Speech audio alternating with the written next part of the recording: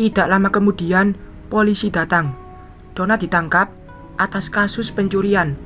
Barang bukti ada di saku jaketnya. Rio terdiam melihat ibunya dibawa polisi. Sebelum polisi datang, Miss Ria menyembunyikan pistolnya agar polisi tidak melihat. "Tidak, kalian tidak berhak mempenjarakan aku. Aku tidak bersalah. Aku tidak bersalah." Donna berteriak saat polisi membawanya. Miss Ria tersenyum senang melihat Donna kalah, meskipun belum sepenuhnya tersiksa seperti aku dan dia. Tapi aku yakin Miss Ria belum puas dan dia masih punya rencana membalaskan Donna. Setelah polisi meninggalkan rumah Miss Ria, Rio masih terpaku berdiri di teras, menatap mobil polisi yang semakin lama semakin hilang dari pandangan. Miss Ria membalikkan badan, ingin masuk ke dalam. Namun langkahnya terhenti saat Rio memanggilnya. "Tunggu, Tante." Rio melangkah mendekati Miss Ria. "Ada apa?" tanya Miss Ria. Aku berdiri di samping Miss Ria yang menghadap ke Rio. "Apa yang terjadi antara Mimiku dan Tante dulunya? Tanya ibumu. Dia lebih baik mengakui sendiri kejahatannya." "Apa juga yang terjadi denganmu dulu, Luna?" Rio memalingkan wajah ke aku. Sekilas aku menatap Miss Ria. Miss Ria menganggukkan kepala, mengizinkanku bercerita. Dia meninggalkanku dan Rio di teras ini. Malam itu, aku menceritakan yang terjadi. Malah menakutkan itu. Bayangan rasa sakit masih terasa hingga sekarang. Ketakutan saat aku bersembunyi di lemari, menghindari Mila dan Donna mencariku sambil memegang pisau yang sangat tajam. Aku mengira akan menuju kematian, tapi takdir berkata lain. Aku masih diberi kesempatan kedua dengan identitas yang berbeda. Aku tidak menyangka Mimiku melakukan semua itu. Pantas Mila bilang meninggalkanmu di tepi jurang. Aku menemuinya di rumah sakit jiwa. Urusan kita sudah selesai. Aku melangkah kaki menuju pagar, menunggu taksi lewat. Aku ingin ke salon karena mobilku di sana. "Kamu mau kemana, Lani?" tanya Rio, menyebut namaku seperti biasa. "Bukan urusanmu." Rio mengejarku hingga berhasil memegang tanganku. "Aku antar kamu ke tempat ayah." Mata itu selalu menatapku dengan cinta. Aku harus sadar diri. Rio bukan masa depanku. Aku akan mengubur rasa ini dan jauh darinya. "Aku ada urusan. Tolong antar ayah kembali ke rumah itu." Aku melepaskan tanganku dari Rio.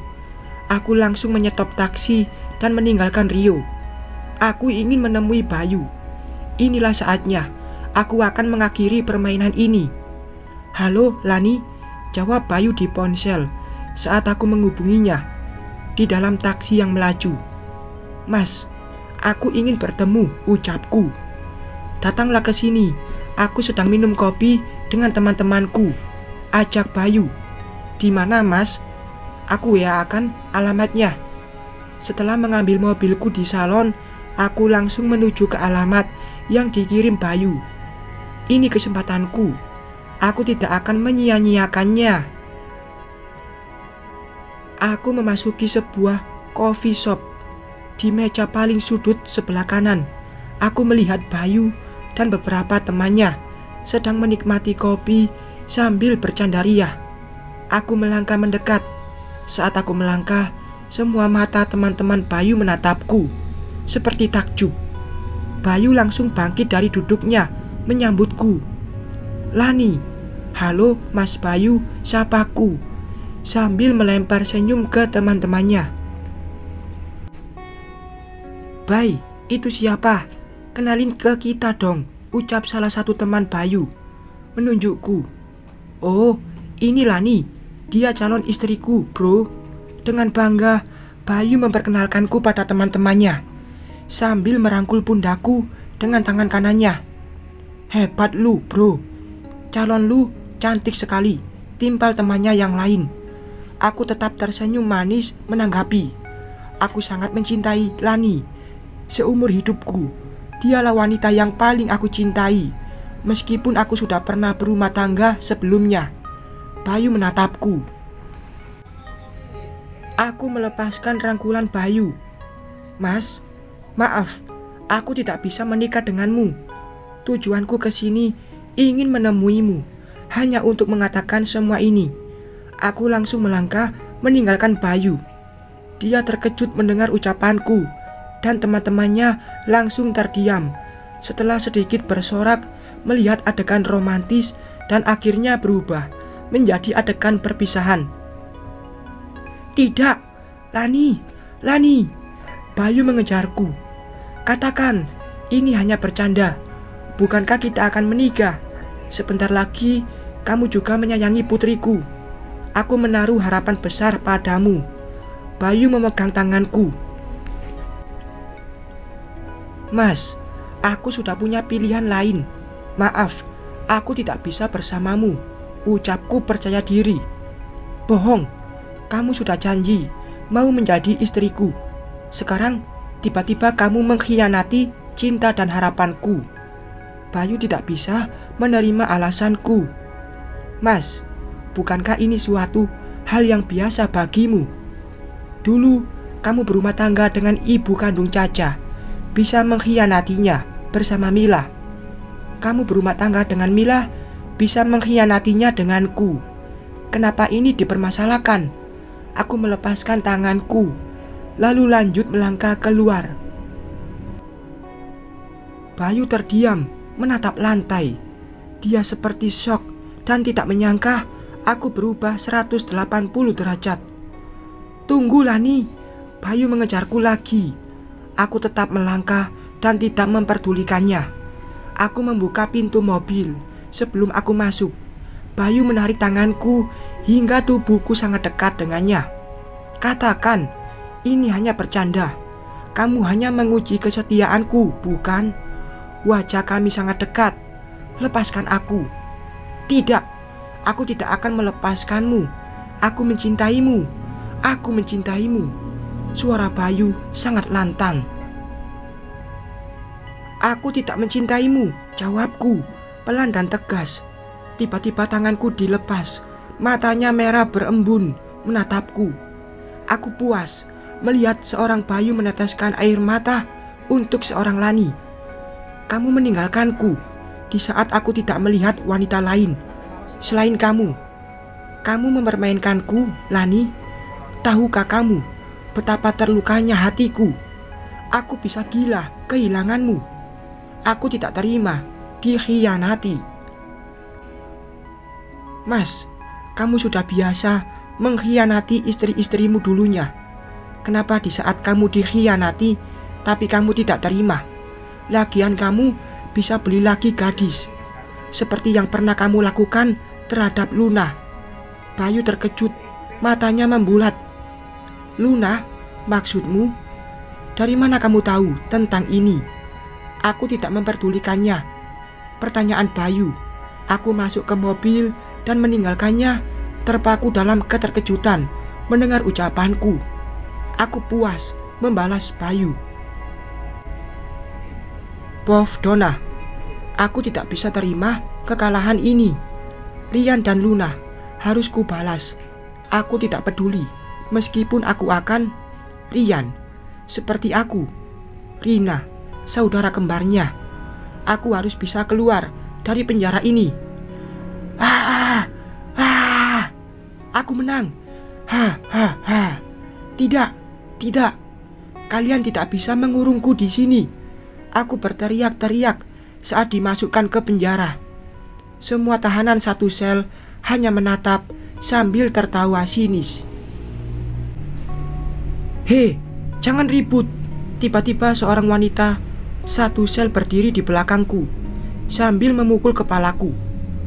Berani kamu memukulku? Kamu tahu siapa aku? Aku langsung mendorong wanita itu dan menampar pipinya berulang kali. Saat dia terjatuh ke lantai, posisiku duduk di bawah perut wanita itu sambil menampar wajahnya, meluapkan emosiku. Semua tahanan satu sel denganku bersorak melihatku, dan wanita itu bergulat. Ini seperti pertunjukan yang menarik bagi mereka. Aku tidak akan kalah. Ayo, ayo, ayo, lawan, ayo, lawan, lawan. Sorak semua tahanan semakin menjadi. Ini membuat semangatku terus bergulat dan memukul wanita itu. Akan kutunjukkan siapa Donna. Jangan buat keributan. Penjaga penjara masuk dan melerai kami. Kamu mau ditambah masa hukumanmu? Aku dimarahi. Cepat obati dia. Tidak penjaga penjara kepada temannya sambil menunjuk wanita yang sudah bonyok ku hajar.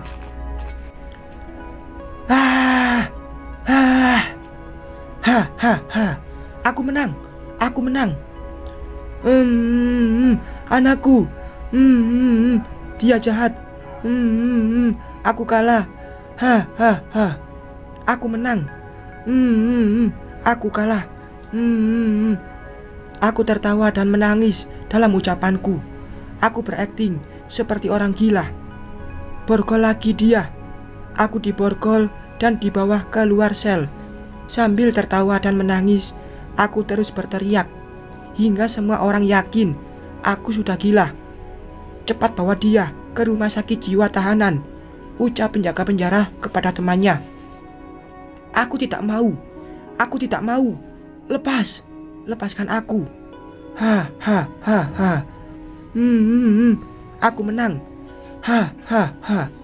Aku terus melanjutkan akting gilaku. Aku berhasil. Aku dibawa menuju ke rumah sakit jiwa sama seperti Mila. Di sana aku akan mencari cara meloloskan diri. Bukan Donna namanya.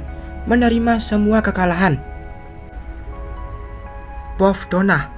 Aku dibawa ke rumah sakit jiwa setelah aku mendengar percakapan penjaga penjara tentang kondisiku. Aku akan cari kesempatan hingga aku bisa lolos dan mencari Ryan dan Luna.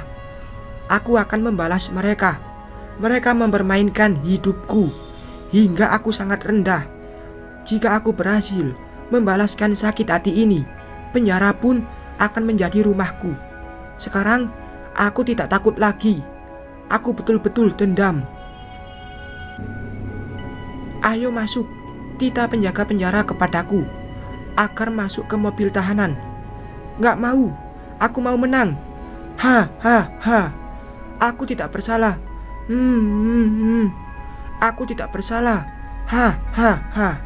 Aku akting semaksimal mungkin, menangis dan tertawa agar mereka tidak curiga. Bukan Donna namanya kalau tidak banyak akal. Aku wanita cerdik dan pemberani. Mobil dilaju menuju ke rumah sakit jiwa tahanan. Dalam mobil, aku terus berteriak-teriak sambil tertawa dan menangis.